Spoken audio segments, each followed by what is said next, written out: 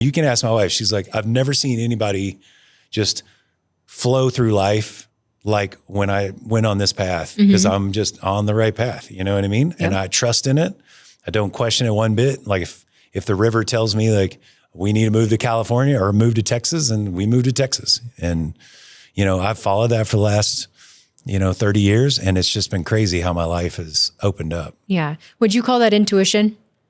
I mean, I don't know what it is. I mean, it's whatever it is, it comes from the universe. You could, the Indians would have called it from the creator. And, if you're a Buddhist, you would say Buddha. And if you're Christian, you would say Jesus. And, I don't know where the hell it comes from. Yeah. But, it's there. Like whatever it is, I just listen to it. I follow it. And it's been crazy. Yeah.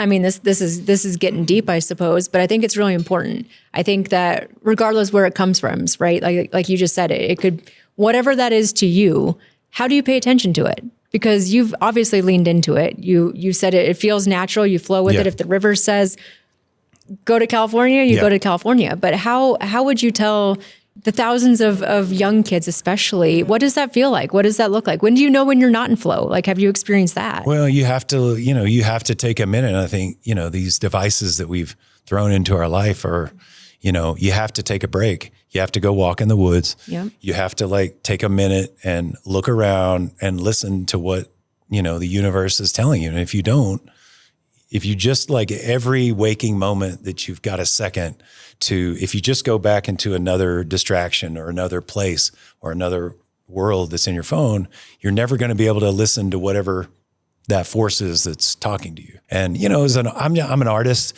people that know me know I'm looking around. I'm like, how's that made? What are the screws? Like, what color did they use?